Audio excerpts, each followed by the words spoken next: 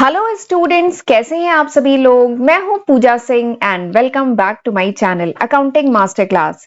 And इस समय हम पढ़ रहे हैं chapter emerging modes of business. And इस चैप्टर पर आज मेरा ये दूसरा लेक्चर वीडियो है। तो चलिए एक बार शॉर्ट में जल्दी से बता देती हूँ कि जो पिछला लेक्चर वीडियो था, हमारा जो फर्स्ट लेक्चर वीडियो था इस चैप्टर पे, उसमें हमने क्या क्या पढ़ा था। तो सबसे पहले मैंने आपको बताया था कि what are the different modes of business, यानी इमर्जिंग मोड्स, यानी आजकल के टाइम में जो बिजनेस को कंडक्ट करने के डिफरेंट मोड्स क्या क्या हैं। तो हमने पढ़ा था 3 लेटेस्ट मोड्स हैं, digitisation, outsourcing and internationalisation and globalisation. इनके बारे में हमने पढ़ा थोड़ा। फिर उसके बाद मैंने आपको ई बिजनेस के बारे में बताया। ई बिजनेस क्या होता है, ई बिजनेस एंड ई कॉमर्स, इसमें क्या डिफरेंस है। एंड ये काफी इंपॉर्टेंट है, काफी पूछा जाता है और बच्चों को लगता है कि दोनों सेम है, लेकिन सेम नहीं है, देयर इज अ डिफरेंस। ठीक है, तो वो हमने डिटेल में समझा। उसके बाद मैंने आपको बताया scope of e business, E business का स्कोप क्या है। ठीक है, तो इसमें हमने 4 पढ़े, 4 स्कोप हैं। बी टू बी यानी business to business, business to customer, customer to customer and consumer. ठीक है, एंड इंट्रा बी ट्रांजेक्शन। तो ये 4 स्कोप हैं, ये भी काफी इंपॉर्टेंट है, ये भी काफी पूछा जाता है। ठीक है, तो इतने टॉपिक हमने पिछले लेक्चर वीडियो में डिस्कस किए थे एंड आज हमें इसके आगे ये टॉपिक्स पढ़ने हैं। आज हम पढ़ेंगे benefits of e business, limitation of e business and traditional business में क्या डिफरेंस है, एंड ई बिजनेस के कुछ रिस्क भी है। ठीक है, तो वो रिस्क क्या है एंड उस रिस्क को प्रिवेंट करने के लिए, उस रिस्क को अवॉइड करने के लिए क्या किया जा सकता है। ठीक है, तो ये सारे टॉपिक हमें पढ़ने हैं इस चैप्टर में अभी।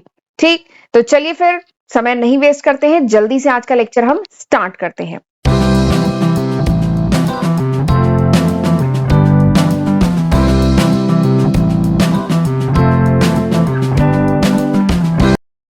बेनिफिट से स्टार्ट करते हैं। Benefits of e business, E business के बेनिफिट्स क्या हैं।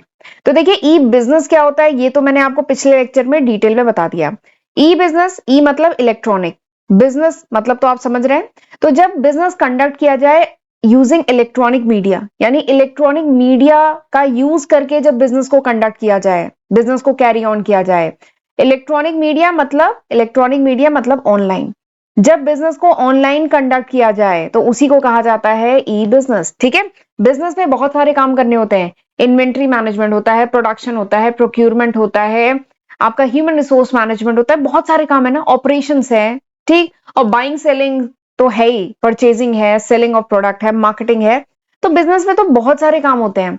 तो जब ये सारे काम किए जाएं using electronic media, using online mode, यानी जब ऑनलाइन मोड को यूज करके ये सारे फंक्शन बिजनेस के परफॉर्म किए जाएं, तब उसी को कहा जाता है ई बिजनेस। ठीक, तो अब हम पढ़ने जा रहे हैं कि ई बिजनेस के बेनिफिट्स क्या है, क्या फायदा है ई बिजनेस करने का। ठीक, देखिए एक तो आप जानते हैं ट्रेडिशनल बिजनेस, ट्रेडिशनल बिजनेस।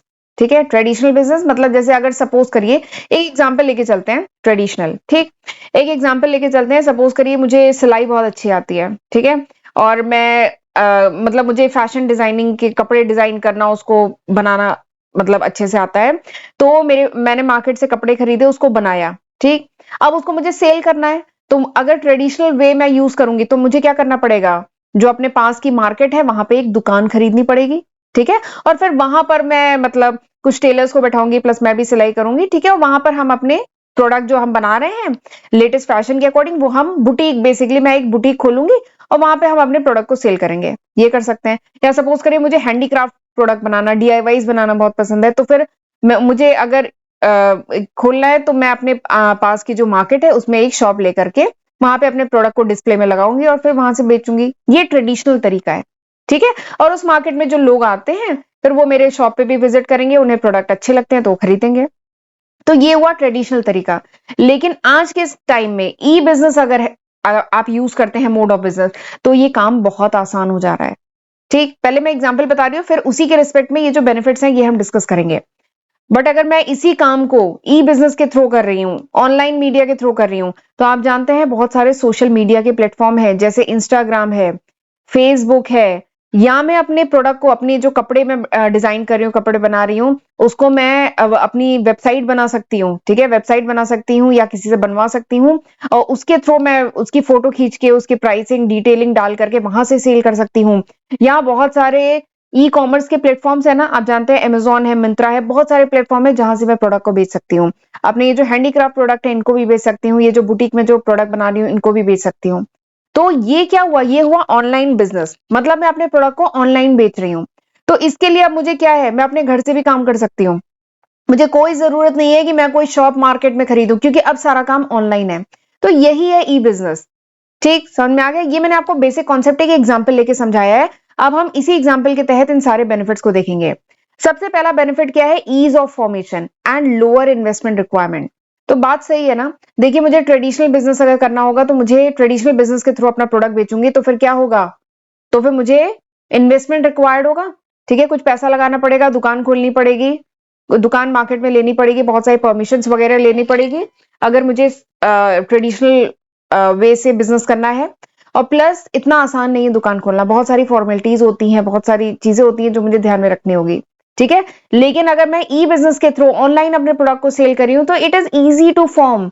मैं कुछ भी अपने स्टोर का नाम रख सकती हूँ और फिर उस नाम से अपना मतलब जो भी स्टोर है वो स्टार्ट कर सकती हूँ। उसमें इन्वेस्टमेंट की रिक्वायरमेंट भी बहुत कम होगी। मेरी केवल जो कॉस्ट है, मुझे कपड़े खरीदने या मतलब जो प्रोडक्ट खरीदने में जो खर्चा आएगा वही मेन खर्चा होगा।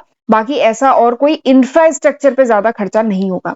तो ई बिजनेस में क्या है, लो इन्वेस्टमेंट रिक्वायर्ड है, प्लस फॉर्म करना बहुत आसान है। जबकि ट्रेडिशनल बिजनेस में खर्चा आता है, प्लस फॉर्मेशन में आपको बहुत सारी परमिशन, बहुत सारी चीजें देखनी होती है। ठीक, ये पहला बेनिफिट हुआ। दूसरा बेनिफिट क्या है, कन्वीनियंस। इंटरनेट जो है वो ऑफर करता है कन्वीनियंस ऑफ 24x7x365। मतलब अगर हमें इंटरनेट पे कोई सामान वगैरह खरीदना है, ठीक है, या बेचना है, तो वो काम क्या होता है, 24x7x365 काम होता है ना। इंटरनेट तो हर समय एक्सेसिबल है।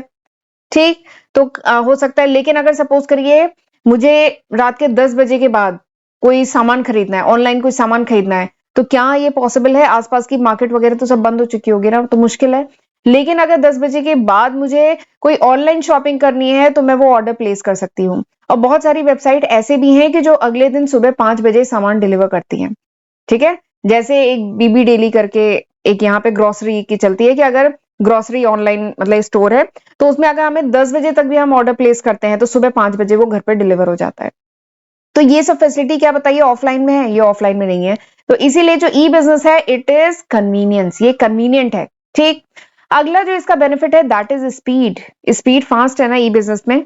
ई बिजनेस में जो भी बाइंग सेलिंग हो रही है, तो जो भी एक्सचेंज ऑफ इंफॉर्मेशन है between seller and buyer, seller और बायर के बीच में जो भी इंफॉर्मेशन एक्सचेंज है, जैसे जो बायर है वो ऑर्डर प्लेस कर रहा है और सेलर उसका तुरंत कंफर्मेशन देता है।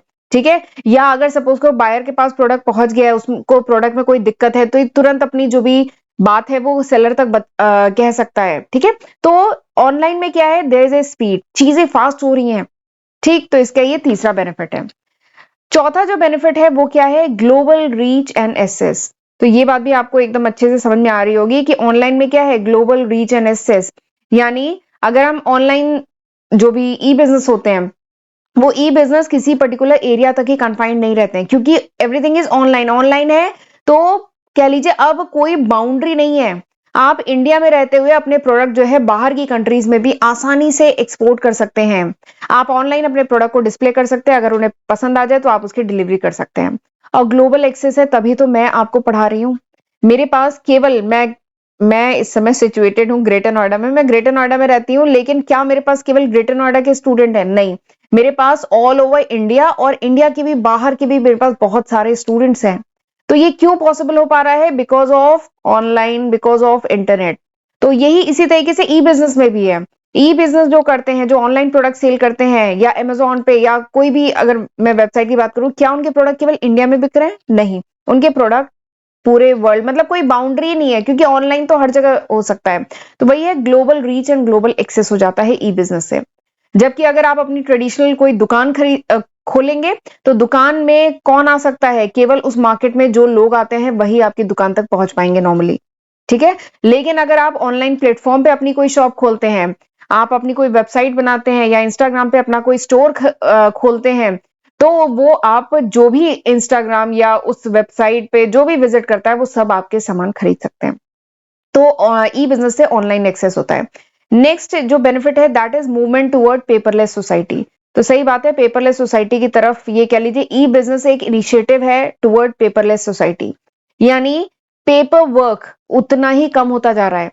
अगर आप ऑनलाइन सॉरी, आप अगर ट्रेडिशनल दुकान खरीदते हैं तो आपको पूरा हिसाब किताब सब कुछ रखना पड़ेगा, बहुत सारा पेपर लगेगा, ठीक है। प्लस आपको जो बिल वगैरह हैं वो सब आपको देने होंगे, ठीक। लेकिन ऑनलाइन में क्या हो रहा है, ऑनलाइन में भी आप बिल देते हैं, ऐसा नहीं है, ऑनलाइन में आप बिल देते हैं लेकिन वो ई रिसिप्ट होती हैं। ई रिसिप्ट होती है ना, ई रिसिप्ट जनरेट होती है, कोई भी सामान खरीदा बेचा उसकी ई रिसिप्ट जनरेट होती है, ठीक। और जो भी आप हिसाब किताब रख रहे हैं वो सब क्या है, वो सब आप सॉफ्टवेयर पे, आप कोई सॉफ्टवेयर यूज करते हैं उस पे अपने सारे हिसाब किताब रखते हैं। तो इससे क्या है, पेपर कम यूज हो रहा है, तो हम पेपरलेस सोसाइटी की तरफ भी मूव कर रहे हैं ई बिजनेस से। तो बेसिकली ये सब क्या हो रहा है, ये सब डिजिटाइजेशन हो रहा है, ठीक है। तो ये उतना ही अच्छा है, जितने कम पेपर यूज होंगे उतना कम पेड़ काटने पड़ेंगे। आपको पता है ना, पेपर कहाँ से बनते हैं, पेड़ से बनते हैं, तो उतने ही कम पेड़ काटने पड़ेंगे और उतना ही हमारे इन्वायरमेंट के लिए भी अच्छा है। तो ई बिजनेस का ये भी एक बहुत इंपॉर्टेंट कह लीजिए बेनिफिट है।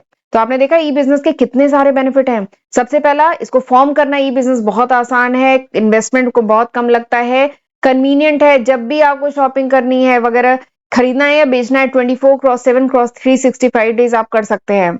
रात को भी आपको याद आया कुछ सामान लेना है अर्जेंट, तो आप उसे बाइंग उसकी कर सकते हैं। प्लस स्पीड इसमें बहुत फास्ट है, आपकी जो भी ग्रीवियंसेस है एज अ कस्टमर आप तुरंत अपने जो सेलर है उस तक मतलब भेज सकते हैं, सेलर भी उसका जो भी जवाब है वो आपको वापस भेज सकता है। तो स्पीड इसमें फास्ट है। प्लस आप एक शहर में रहते हुए पूरे ऑल ओवर इंडिया अपने सामान बेच सकते हैं, इंडिया के बाहर भी बेच सकते हैं, ठीक है। प्लस ये एक बहुत इंपॉर्टेंट एक और बेनिफिट है कि ये पेपरलेस सोसाइटी की तरफ कह लीजिए एक स्टेप है, ठीक, जो हमारे इन्वायरमेंट के पॉइंट ऑफ व्यू से बहुत इंपॉर्टेंट है। तो these are the different benefits of e business. अब बात करते हैं लिमिटेशन की, कुछ कमियां भी हैं, जो ई बिजनेस है उसकी कुछ कमियां भी हैं। सबसे पहली जो कमी है वो क्या है, लो पर्सनल टच, ठीक है।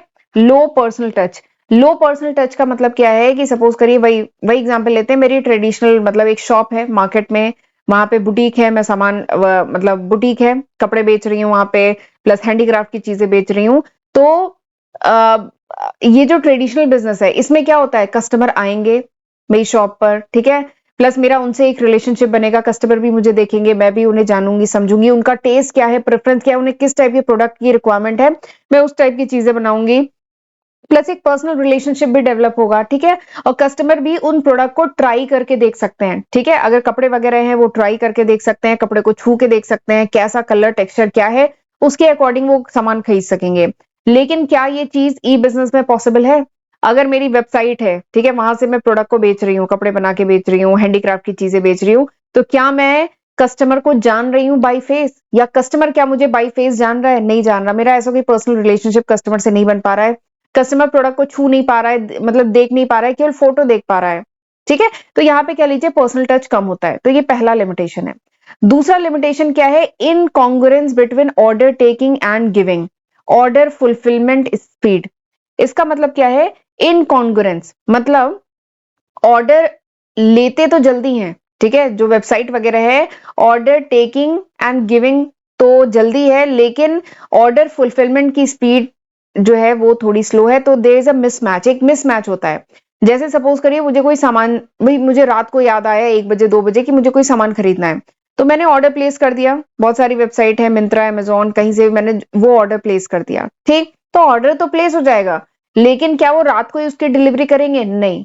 बहुत स्पीड में हुआ, कहीं पास की मार्केट से वो सामान डिलीवर होना था, तो भी वो अगले दिन डिलीवर होगा, तुरंत नहीं होगा। तो ऑर्डर टेकिंग तो बहुत फास्ट है, लेकिन ऑर्डर की फुलफिलिंग करने में समय थोड़ा सा लगता है, तो इसलिए देयर इज अ मिसमैच। तो ये इसकी दूसरी लिमिटेशन है। तीसरी लिमिटेशन क्या है, need for technology capability and competence of parties to e commerce. ये भी इंपॉर्टेंट पॉइंट है। ये तीसरी लिमिटेशन क्या है कि देखिए ट्रेडिशनल बिजनेस, जब मैं अपनी दुकान खोली थी, दुकान खोला मैंने, वहां से मैं कपड़े और हैंडीक्राफ्ट बेच रही थी, तो उसके लिए क्या मुझे बहुत टेक्नोलॉजी वाइज बहुत नॉलेज की जरूरत है, नहीं। मुझे केवल अपने प्रोडक्ट के बारे में नॉलेज होनी चाहिए थी, ठीक है। अगर मैं दुकान से सामान बेच रही हूँ, ठीक है, ट्रेडिशनल बिजनेस के थ्रू बेच रही हूँ, तो मुझे अपने प्रोडक्ट के बारे में पूरी नॉलेज होनी चाहिए, मेरा सामान कैसे बन रहा है, सब कुछ वो सब मुझे पूरी नॉलेज होनी चाहिए। बट टेक्नोलॉजी वाइज मैं अगर थोड़ी पीछे भी हूं तो कोई दिक्कत नहीं है, क्योंकि मैं टेक्नोलॉजी का यूज ही नहीं कर रही हूँ ज्यादा।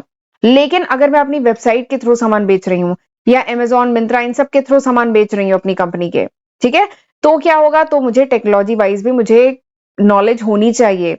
मैं वेबसाइट, चलो मैंने किसी और से बनवा ली, ठीक है, बहुत सारी कंपनीज होती हैं जो वेबसाइट बनाती है, मैंने वेबसाइट किसी और से बनवा ली, लेकिन उस वेबसाइट पे फोटो डाल के अपलोड करना, उसका डिस्क्रिप्शन वगैरह लिखना, ठीक है, प्रोडक्ट के बारे में, जब भी ऑर्डर मुझे रिसीव होंगे तो उसकी कंफर्मेशन देना, बहुत सारी चीजें हैं, ठीक है। तो टेक्नोलॉजी वाइज जो है मुझे मतलब कैपेबल होने की जरूरत होगी अगर मैं वेबसाइट के थ्रू सामान ऑनलाइन मतलब ई बिजनेस कर रही हूँ।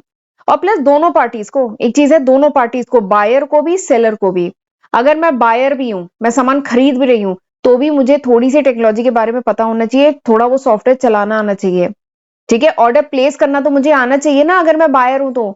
सेलर हूं तब तो बहुत सारी चीजें आनी चाहिए, बट अगर मैं बायर हूं तो भी मुझे पता होना चाहिए कैसे सामान खरीदा जाता है ऑनलाइन, ठीक है। तो there is a requirement of technology. जैसे बहुत, अगर कह लीजिए जो जिन्हें इतनी नॉलेज नहीं है तो उनके लिए डिफिकल्ट है ई बिजनेस से सामान खरीदना या बेचना, तो ये तीसरी लिमिटेशन है। तो वो अभी भी ट्रेडिशनल जो तरीका है ना स्टोर में जाके सामान खरीदना, वो वही प्रेफर करते हैं, ठीक। चौथी लिमिटेशन क्या है, increase risk due to anonymity and non traceability of party. तो ये भी बात सही है। ई बिजनेस का एक चौथा रिस्क क्या है कि यहाँ पे लिमिटेशन क्या है कि ई बिजनेस में रिस्क जो है वो थोड़ा सा बढ़ जाता है। क्यों? क्योंकि यहाँ पे एनोनिमिटी है। एनोनिमिटी का मतलब क्या है कि यहाँ पे बायर और सेलर एक दूसरे को पहचान नहीं रहे हैं, यहाँ पे कोई नाम या ऐसा कुछ डिस्प्ले नहीं हो रहा, बाई फेस नहीं पहचान रहे हैं। तो इससे क्या है कि अगर बायर के साथ जो सामान खरीदा है उसके साथ अगर कुछ फ्रॉड वगैरह हो गया तो वो इस पार्टी सेलर को ट्रेस भी नहीं कर पाएगा, ऐसा भी हो सकता है। या सेलर के साथ कुछ फ्रॉड हो गया, सामान डिलीवर हो गया लेकिन पेमेंट नहीं पहुंची, तो सेलर भी बायर को ट्रेस नहीं कर पाएगा, तो इस टाइप का भी रिस्क रहता है। लेकिन अगर कोई दुकान से, ट्रेडिशनल बिजनेस है, दुकान से हम सामान खरीद रहे हो, हमारा सामान गड़बड़ निकल गया, तो हम क्या करेंगे, हम वापस जाके इसके पास सामान के लिए बात कर लेंगे कि सामान खराब निकल गया, ठीक है। तो यहाँ पे आप ट्रेस कर सकते हैं पार्टी को, लेकिन ऑनलाइन में थोड़े चांसेस कम होते हैं। लेकिन इसके तहत बहुत सारे स्टेप्स लिए गए हैं, वो अभी हम आगे डिस्कस करेंगे कि अब ये रिस्क भी कम हो गया है काफी हद तक। नेक्स्ट क्या है, पीपल रेजिस्ट। जो लिमिटेशन, अगली जो लिमिटेशन है ई बिजनेस की, वो ये है कि पीपल रेजिस्ट करते हैं, क्योंकि इसमें थोड़ा सा रिस्क इन्वॉल्व है, थोड़ी नॉलेज की जरूरत है। तो इसलिए क्या है, अभी भी लोग क्या है, ट्रेडिशनल बिजनेस फॉलो करते हैं, दुकान पे जाके सामान खरीदते हैं, ठीक है। और सही में बहुत सारे लोग, जिसमें मैं भी हूँ, मैं भी रेजिस्ट ही करती हूँ, मैं थोड़ा सा मतलब लोकल मार्केट में जाके शॉपिंग करना प्रेफर करती हूँ, ठीक है। तो यही है पीपल रेजिस्ट। तो ये एक लिमिटेशन है ई बिजनेस की। नेक्स्ट जो लिमिटेशन है, नेक्स्ट और लास्ट लिमिटेशन है ई बिजनेस की, वो ये है एथिकल फॉल आउट।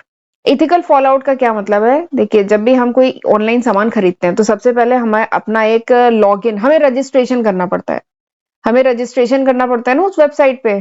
तो जिसमें हमें अपना name, phone number, email ID, name, phone number, email ID वगैरह डालनी होती है, करना होता है ना, तो ईमेल आईडी वगैरह डालनी होती है।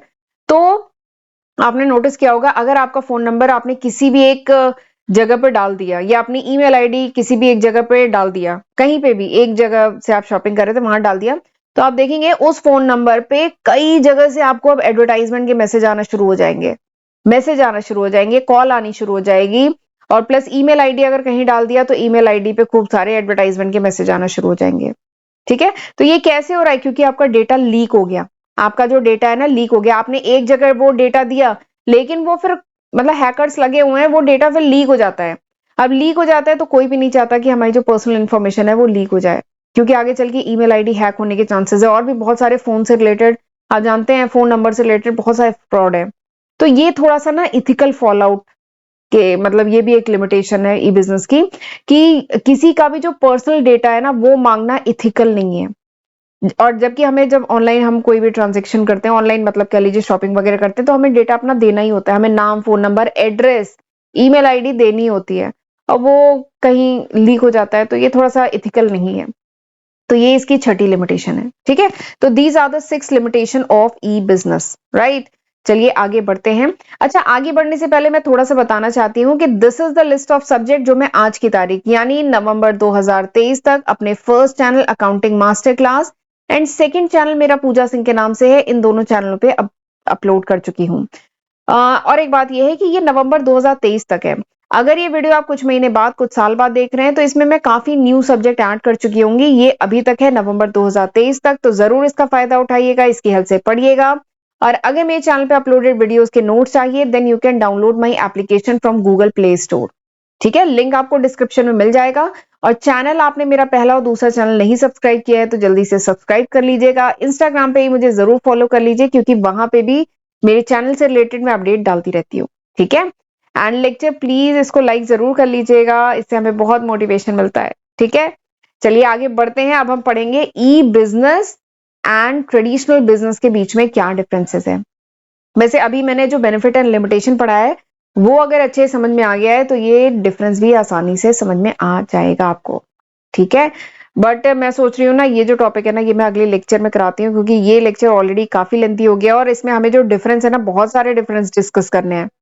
ठीक है, तो मैं ये जो टॉपिक है ना अब अगले लेक्चर वीडियो में कराती हूँ, तब तक इतना पढ़ के रखिएगा। राइट, तो चलिए मिलते हैं अगले लेक्चर वीडियो में, तब तक अपना ध्यान रखिएगा। God bless you.